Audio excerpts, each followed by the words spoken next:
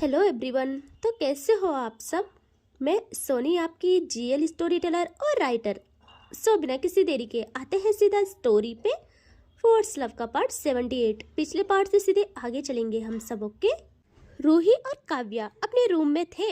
रूही के हाथ काव्या को जकड़े हुए थे और काव्या रूही को बहुत प्यार से अपनी मोहब्बत के रंग में रंग रही थी, या ये मान लो अपने जुनून को रूही के वजूद पे उतार रही थी। लेकिन ये बहुत प्यार भरा था, बस दोनों को पेन, खुशी और बहुत सारी उलझनों का एक संगठन समझ लो। लेकिन ये दोनों बहुत खुश थे बहुत टाइम के बाद।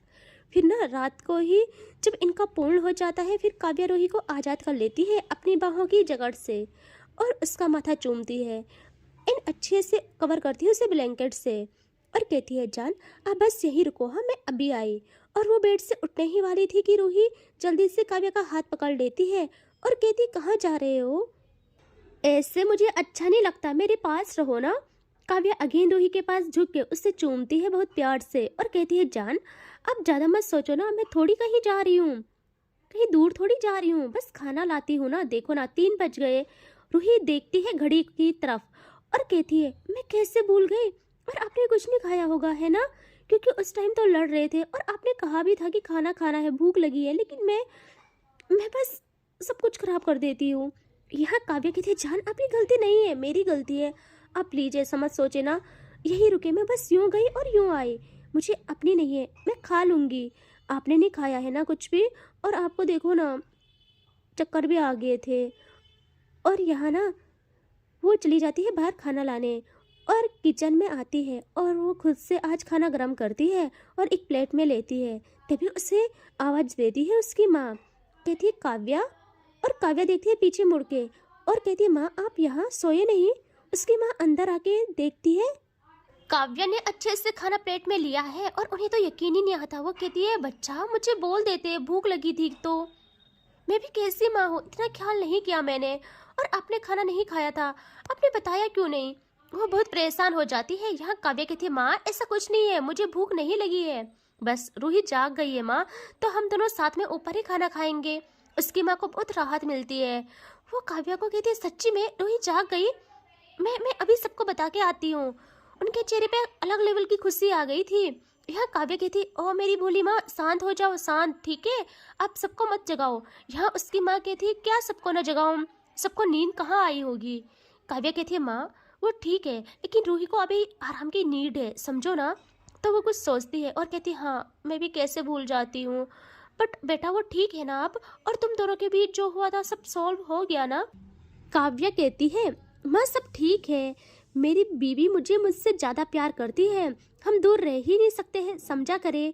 काव्या की माँ कहती, आई एम सॉरी बच्चा, मैंने आज आपसे ऊंची आवाज़ में बात की, मैं ये सोचकर ही बेचैनी से मरी जा रही थी, कितना कोसा मैंने खुद को, मैं कैसे आपसे ऐसे बात कर सकती हूँ। यहाँ काव्या जल्दी से प्लेट नीचे रख के अपनी माँ को हक करती है और कहती है, माँ सब ठीक है, और अब तो तैयारी करो, आप जल्द ही दादी बनोगे। वैसे मैं देख रही हूँ दादी बनने के बाद से ही मेरे लिए प्यार कम हो गया है, तो भाई जब बन जाओगी तो मुझे तो भूल ही जाओगे आप सब। और जैसे काव्या की माँ ये सुनती है, उनकी खुशी का ठिकाना नहीं रहता। वो कहती, सच्ची मान गए आप। और वो काव्या का फेस लेती अपने हाथों में और इन बहुत सारी किस्सी करती है उसके पूरे फेस पे, उसके फोरहेड पे, चीक्स पे, और कहती, मैं बता नहीं सकती आपने कितनी बड़ी खुशी देने के लिए हाँ की है मुझे, मैं क्या करूँ, कैसे सेलिब्रेट करूँ। यह काव्या कहती है, ओह भोली माँ, अभी टाइम है कुछ दिन, सो आप तब तक सोचे, अच्छे से सोचे कैसे सेलिब्रेट करेंगे, फिलहाल मुझे जाने देना, मेरी बीवी मेरा इंतजार कर रही है। तो वो कहती, हाँ हाँ बिल्कुल बच्चा, जाओ जल्दी, बहू को जरूरत है आपकी। और काव्या भी खाना लेके आती है रूम में, और वहाँ बस रूही तो काव्या का वेट कर रही थी, और काव्या रूही के पास आके बैठ जाती है एंड रूही को खाना खिलाना करती है स्टार्ट खुद से। यहाँ रूही भी खाती है बहुत प्यार से, और कुछ टाइम के बाद कहती है, एक सेकेंड, ये सर्व किसने किया। काव्या कहती है, क्या मतलब किसने किया, मैंने किया, देखा सब किया ना परफेक्ट तरीके से। रूही कहती है, और गरम। काव्या कहती है, वो भी मैंने किया। रूही कहती है, वो कैसे, मतलब मुझे एक ही नहीं आ रहा है। और वो जल्दी से काव्या के हाथ चेक करने लगती है, टटोलने लगती है। यहाँ काव्या कहती है, हे भगवान क्या देख रही हो जान ऐसे। रूही कहती है, सच सच बताना, जलाया तो नहीं ना कहीं। काव्या कहती है, बुद्धू कसम से कुछ नहीं किया, सब ठीक है, अब आपके प्यार में मैं बावर्ची बन जाऊं और आप खाना गर्म करने की बात कर रहे हो। रूही कहती है कोई जरूरत नहीं है बावर्ची बनने की, और आप भी खाओ ना। और रूही उसी स्पून को लेके काव्या को भी खिलाना करती है स्टार्ट। इनका हो जाता है खाना कंप्लीट कुछ टाइम के बाद। इन फिर दिखाते हैं दोनों एक दूसरे की बाहों में सो जाते हैं, जहाँ रूही कहती है सुनो ना, जब बच्चा होगा तब ना हम क्या क्या करेंगे, कैसे सब कुछ करेंगे, वो सब हम घर जाके ना अच्छे से डिसाइड करेंगे, बातें करेंगे, बहुत सारी अच्छी अच्छी बातें। ओके। काव्या कहती है ओके जान, लेकिन अभी आपको रेस्ट की नीड है, आप सो जाइए, फिर घर जाके हम सोचेंगे ना, जैसा आप चाहो हम बहुत सारी तैयारियां करेंगे ठीक वैसे ही। अभी आप आराम करो। तो रूही भी सो जाती है। अब होती है सुबह, जहाँ दोनों एक दूसरे के बाहों में सोए थे और दोनों की नींद एक झटके में खुलती है जब डोर पे एक साथ बहुत बार नॉक होता है। यहाँ काव्या चौंक जाती है और रूही भी। काव्या देखती है रूही को और रूही काव्या को गुस्सा आता है। वो गुस्से में कहती है कौन। यहाँ रूही जल्दी से काव्या का फेस अपने हाथों में लेके उसका फेस अपनी तरफ करती है और कहती क्या हम ऐसे गुस्सा क्यों कर रहे हो। काव्या कहती बेबी आप देख नहीं रहे हो क्या, मैनर्स नाम की चीज़ नहीं है, ऐसे कैसे हमारे डोर को नॉक कर रहे हैं ये लोग। तभी बाहर से आवाज़ आती है नाना जी की, काव्या दरवाज़ा खोलो। और काव्या नाना की आवाज़ पे देखती है रूही को बड़ी बड़ी आंखों से, और रूही काव्या को, और दोनों एक साथ बेड से उतर जाते हैं। और रूही श्रम से चादर खुद पे लपेट के कबर्ड से कपड़े निकालती है और भाग जाती है वॉशरूम में। और काव्या अपने कपड़े सही कर जल्दी से डोर ओपन करती है और सामने थे नाना जी और पूरा परिवार। यहाँ काव्या कहती है गुड मॉर्निंग नानो एंड ऑल, गुड मॉर्निंग सबको, आप सब लोग इस वक्त। यहाँ नाना कहते हैं गुड मॉर्निंग, और आगे की बात तब होगी जब हम बहू से मिलेंगे। पहले काव्या कहते नानो वो वॉशरूम में है, सावर ले रही, बाद में मिलते हैं ना। नाना कहते नहीं कोई बात नहीं, हम रुकते हैं। और वो सीधा पूरी पलटन के साथ अंदर आ जाते हैं और बैठ जाते हैं काउच पे, और सब लोग उनके अगल बगल पीछे खड़े हो जाते हैं और सब काव्या को घूर रहे थे। काव्या भाई कि ये लोग ऐसे क्यों डरा रहे हैं। यहाँ नाना कहते हैं बहू को होश कब आया। काव्या कहती है जी वो 2 बजे लगभग। नाना कहते हैं तो हमें क्यों नहीं बताया। काव्या कहती है नानू वो रूही को रेस्ट की नीड थी। नाना कहते हैं ओके ठीक है, बहू के लिए खाना कुछ। काव्या कहती है हाँ जी वो मैं ले आई थी। नाना कहते हैं ओके गुड, लेकिन ये मत समझना हम भूल गए सब, बस बहू को आने दो, हमें पता करना है कि उनकी बेहोशी के पीछे कौन है। काव्या का गला सूख जाता है। यहाँ अब कुछ टाइम के बाद डोर ओपन होता है वॉशरूम का, और रूही जैसे बाहर आती है वो देखती है सबको, और कुछ पलों के लिए बेचारी घबरा जाती है। वहीं उसके पैर स्टिफ हो जाते हैं। वो सोचे कि आज ये सब लोग यहाँ क्या क्या हुआ होगा, उसे कुछ पता ही नहीं था, और थोड़ा शर्म भी आ जाती है उससे। और वो अच्छे से इनके पास आके ना सबको प्रणाम करती है। यहाँ नाना जी रूही को आशीर्वाद देते हैं और कहते हैं बहू अब बैठ जाओ। रूही कहती है जी नहीं मैं ठीक हूँ। नाना कहते कोई बात नहीं बहू आप बैठ जाओ। रूही नजरें झुका के कहते जी वो सब खड़े हैं। यहाँ नाना कहते मैंने बोला ना बैठ जाओ। रूही भी जल्दी से बैठ जाती है, सामने ही बैठ जाती है। और नाना अब कहते हैं बहू सब ठीक है ना अब। तो रूही कहती है जी नाना जी सब ठीक है। नाना कहते हैं हमें बताओ बहू आप बेहोश कैसे हो गई थी। रूही घबरा के देखती है उन्हें कि इन्हें कैसे पता। रूही कहती है जी वो बेहोश थी, उससे पता ही नहीं था कि सबको पता चल गया, खासकर नाना जी को। यहाँ वो कहती है जी मैं थक गई थी, सो वीकनेस की वजह से शायद। यहाँ नाना देखते हैं काव्या पे और कहते इसने डराया तो नहीं है ना कि ऐसे जवाब देना। रूही कहती नहीं नहीं नाना जी इसमें इनकी कोई गलती नहीं है, सच है ये। तो नाना कहते ओके बच्चा मान गए, लेकिन याद रखना आपको डरने की जरूरत नहीं है ठीक है। और अब तो आपका राज चलेगा हम पे, हम सब पे, और छोटे सिंगानिया का भी। और काव्या और रूही जल्दी से देखते हैं एक दूसरे को और फिर सबको, और जहाँ अभी सब साइलेंट थे वहीं सब लोग, इवन नाना भी हंसने लगते हैं, क्योंकि काव्या की माँ ने सबको बता दिया था कि काव्या मान गई है। और कहते हैं वो अरे ऐसे मत डरो, हम सबको पता है, और हाँ बहुत अच्छा विचार किया है आप दोनों ने, इसीलिए हम बधाई देने के लिए आपको प्रेरित करने के लिए आ गए हैं यहाँ। और रूही को ना ये सब सपना लग रहा था कि काव्या मान गई और घर वाले इतना खुश थे। यहाँ सब लोग जल्दी से काव्या के पास और रूही के पास आते हैं, उन्हें हक करते हैं, सब बहुत खुश थे। और काव्या ना जल्दी से अब रूही के पास बैठ जाती है और रूही का हाथ पकड़ती है बहुत प्यार से। रूही रूही को तो यकीन ही नहीं आ रहा था। यहाँ नाना कहते काव्या, काव्या कहते जी नानू। नाना कहते आओ मेरे साथ, बात करनी है कुछ। और बहू आप आराम करो, हाँ कोई ज़रूरत नहीं है रूम से निकलने की कहीं भी, खाना वाना सब ये लाएगी। काव्या तो हमेशा से जोरू का गुलाम बनने के लिए बेताब थी, अब तो क्या ही पीछे हट जाती वो। यहाँ काव्या कहती है नानू अभी आओ, ज़्यादा इम्पोर्टेंट काम है क्या? नाना कहती है इसीलिए बोल रहा हूँ, अब जिम्मेदारी बढ़ेगी, सब कुछ समझाना है। आओ नानी के साथ और अपनी माँ के साथ भी, तीनों के तीनों नीचे आओ। और वो वहाँ से चले जाते हैं। उनको भी काव्य के लिए उसकी फैमिली बनने वाली थी तो उसके लिए कुछ बातें करनी थी, कुछ जो वो चाहते थे, तो वो ना नीचे चले जाते हैं और सब लोग भी। यहाँ जैसे सब जाते हैं काव्य बस उन्हें जाता ही देखती है कि रूही एकदम से काव्य से लिपट जाती है। हाय, जैसे वो बस इसी लम्हे का इंतजार कर रही हो, कब सब जाए और कब वो काव्य के सीने से जा लगे। यहाँ काव्य भी रूही को हक बैक करती है और कहती है जान क्या हुआ, दिल अपने बस में नहीं रह रहा है ना, ये सब सपना जैसा लग रहा है या धड़कनों ने रेस लगाना स्टार्ट किया है, ये बेचैनी ये खुशी मुझसे तो हैंडल नहीं हो रही है। और मैं बुद्धू इन खुशियों के लिए अपनी जान से लड़ रही थी। यहाँ रूही ऐसे ही कहती है देखा जैसे मेरे दिल का हाल है सेम आपका भी है, और अब आपकी वजह से मेरा सब कुछ सही हो गया। हमेशा मेरा सब कुछ आपसे ही सही होता है। आपको नहीं पता आपका प्यार आपकी चाहत मेरी सांसों के लिए कितना ज़रूरी हो गई है। यहाँ काव्य कहते और मेरा गुस्सा जुनून, मेरा तुम पे यूँ चिल्लाना, तुम्हारे लिए पागलपन। रूही कहती है सब मेरे लिए है, मुझसे ज़्यादा ज़रूरी मेरे लिए ये सब है। मुझे आपका सब कुछ चाहिए और आप पे आपके गुस्से जुनून पागलपन प्यार सब पे सिर्फ मेरा अधिकार है, सिर्फ मेरा। और अब हमारे बच्चे का भी आपके प्यार पे। यहाँ काव्या इस बात से रूही को और टाइट जकड़ लेती है और कहती है जान हाँ है, लेकिन आपको पता है काव्या के लिए उसकी सांसें मतलब सिर्फ रूही है, सिर्फ रूही, समझे आप? रूही कहती है हाँ बाबा पक्का, लेकिन ना सुनो आप जल्दी से सावर लो एंड जाओ नीचे, वरना नाना जी गुस्सा करेंगे। काव्या कहती है करे ना, मैं डरती थोड़ी हूँ किसी से, और मेरी बीवी से मुझे दूर नहीं जाना है, मेरा मन ही नहीं करता है। रूही कहते दूर नहीं जाना है पगलू, बस काम होगा कुछ, उन्होंने कुछ बोला है। और रही बात डरने की, तो सब पता है मुझे, नानू जब पूछ रहे थे तो कैसी हालत थी सब दिख रहा था। काव्य कहते हैं बुद्धू वो डर नहीं रिस्पेक्ट थी, और छोड़ो ये सब मैं जाती हूँ। और वो ना सावर लेके आ जाती है बाहर एंड फिर रूही को प्यार करके चली जाती है नीचे नानू के रूम में।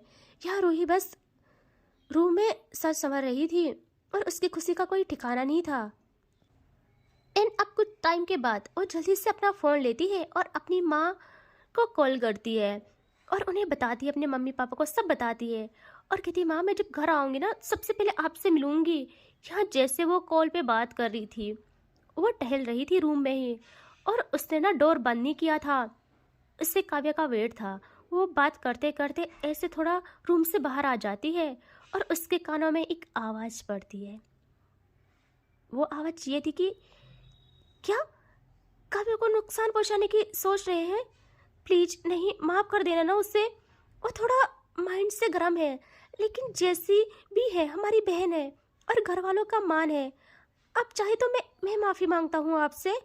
और रूही जैसे ये सुनती है वो पलटती है पीछे और उसे कॉरिडोर टाइप था वहाँ पे, और उसे वहाँ दिखता है राहुल, जो कि रूही की बैक साइड था, उसकी मतलब कि रूही के सामने उसकी बैग थी और वो किसी से फ़ोन पे बात कर रहा था।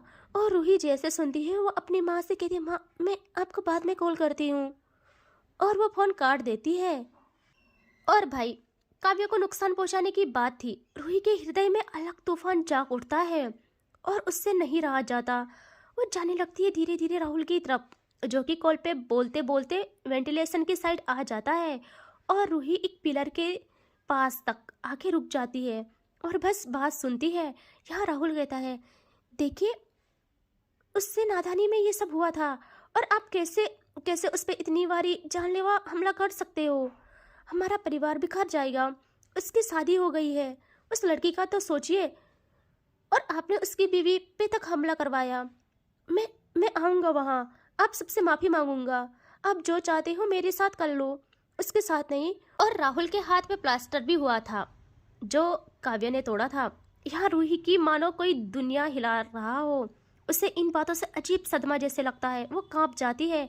यहाँ राहुल रोने लग जाता है और कहता है, देखिए देखिए आपने, मैं जानता हूँ उसने मेरा हाथ तोड़ दिया, वो मुझे जान से भी मार ले, लेकिन जैसे भी है वो मेरी बहन है। वो जैसी भी है मैं वैसा नहीं बन सकता हूँ। तो मेरी बहन है ना वो, मैं उसके लिए कुछ भी करूँगा।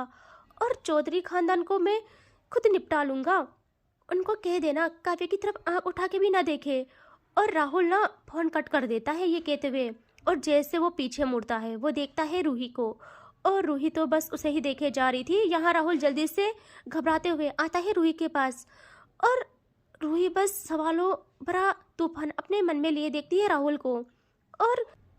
और रूही कुछ कहती, यहाँ राहुल कहता है, भाभी जी आप यहाँ, आपने कुछ सुना तो नहीं? भाभी जी आपने जो भी सुना वैसा कुछ नहीं है, मैं बस यूं ही बात कर रहा था अपने दोस्त से। और उसकी आवाज़ लड़खड़ा रही थी। यहाँ रूही खुद के दिल को थामते हुए कहती, राहुल जी आप क्या कह रहे थे, आप क्या बात कर रहे थे? इन्हें इन्हें कौन नुकसान पहुंचाना चाहता है, और क्यों, और आप ऐसे क्यों कह रहे हो? इसमें इनकी गलती नहीं है, इनसे अनजाने में गलती हुई है, और आपका हाथ इन्होंने। यहाँ राहुल कहते हैं, भाभी जी ऐसा कुछ भी नहीं है, मैं तो बस यूं ही कह रहा था। आप प्लीज, हाथ जोड़ता हूँ मैं आपके सामने, आपने जो सुना सब भूल जाइए, और काव्या को मत बताना, वरना आप जानते हो बड़ी मुश्किल से सब सही हुआ है, और वो कैसी है आप सब जानते हो, उसे कुछ मत बताना। वो मुझे ठीक है, ये जो भी सुना आपने आप सब भूल जाइए, ओके? और वो वहाँ से जाने को होता है और कहता है, अब बस चले जाना यहाँ से, पूजा समाप्त हो गई है, आप कुछ दिनों में चले जाना। और रूही जिसके मन में अभी बस चिंता थी, अब डर पैदा हो गया था। उसके मासूम दिल में डर, घबराहट और हजारों उलझनों ने घर कर लिया था। इतनी सारी चीजें उसे उलझा रही थी, उसके मासूम से मन को छन्नी कर रही थी। वो क्या करे उसे कुछ समझ नहीं आता, लेकिन वो ऐसे ही रहने वाली तो नहीं थी।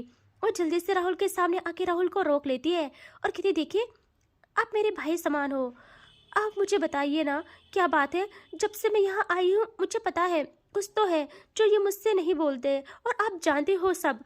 आप मुझे बताइए, मैं अपने हृदय की इस असहनीय दर्द से नहीं उबर पा रही हूँ, नहीं बर्दाश्त हो रही यहाँ मुझे ये सब, मुझे बताइए ना। राहुल कहता है, भाभी जी मैं क्या करूँ, आप मुझे दुविधा में डाल रही हो। आप काव्य के बारे में अच्छे से जानते हो, अगर उसे कुछ पता चला यहाँ हम क्या बात कर रहे हैं तो वो मुझे मार डालेगी। सो प्लीज मैं जा रहा हूँ, और भाई कहा है ना आपने तो मान रख लेना, उसे कुछ भी मत बताना। यहाँ रूही बहुत ही विवश हो जाती है, वो राहुल के आगे हाथ जोड़ लेती है और रोते हुए कहती है, देखिए मैं आपको बताऊँ मेरे अंदर क्या चल रहा है। मैं बहुत लाचार महसूस कर रही हूँ खुद को। मेरी दुनिया है, ये मेरी दुनिया है, इनको अगर कुछ भी हुआ मैं मर जाऊंगी। प्लीज बताइए, मुझे बताइए। और ये ऐसे ही बातें कर रहे थे, और ये लोग रूम से ना दूर आ गए थे वेंटिलेशन की साइड, जहाँ से इनके कानों में ना एक आवाज़ पड़ती है काव्या की, भाई जो कह रही थी, रूही रूही तुम कहाँ हो। और ये इनके रूम के अलग साइड था जहाँ ऐसे नजरें नहीं जा सकती थी। तो रूही तो राहुल की बात सुनते सुनते उसके पीछे आई थी वेंटिलेशन की साइड, और जैसे काव्य की आवाज़ आती है अगेन, जो कि रूम में आ गई थी, रूही को ढूंढ रही थी वो। और रूही और राहुल दोनों एक दूसरे को देखते हैं, और रूही की सांसें अटकने लगती है कि अगर साथ में देख लिया काव्या ने तो क्या होगा। बड़ी मुश्किल तो सब सही हो रहा है, बड़ी मुश्किल से तो सब सही हो रहा है। और राहुल जल्दी से कहता है, भाभी मैं जा रहा हूँ यहाँ से, आप प्लीज काव्या को कुछ मत बताना, और अगर आप कुछ जानना चाहते हो तो आप पार्क में आ जाना, मैं सब बता दूंगा। क्योंकि इस घर में तो बात नहीं हो सकती है, कोई बात नहीं हो सकती है, ना आप मेरे रूम में आ सकते हो ना मैं आपके रूम में आ सकता हूँ। तो आप ना मेरे साथ शॉपिंग जाने के बहाने आ जाना, मैं बात कर लूँगा सबसे। और वो वहाँ से भाग जाता है, और रूही क्या ही करती उसे कुछ समझ ही नहीं आता। और राहुल ने अच्छी खासी आग लगा ली थी, और वो तो वहीं पे स्टिप हो जाती है। तभी काव्या अगेन रूम से बाहर आके रूही को चिल्लाती मतलब उससे पुकारती है कि रूही तुम कहाँ हो, ऐसे कैसे चली गई। और रूही काव्या की आवाज़ से सेंस में आती है और घबरा के बढ़ती है रूम की तरफ। और काव्या की नज़र जाती है साइड में जहाँ रूही आ रही थी। और काव्या रूही को देख के थोड़ी हैरान हो जाती है कि वहाँ से वो जल्दी से रूही के पास आके कहती है, रूही तुम कहाँ से आ रही हो, मैं कब से तुम्हें आवाज़ लगा रही हूँ और तुम रूम से बाहर क्यों निकली। हाँ, अभी तबीयत सही नहीं है ना।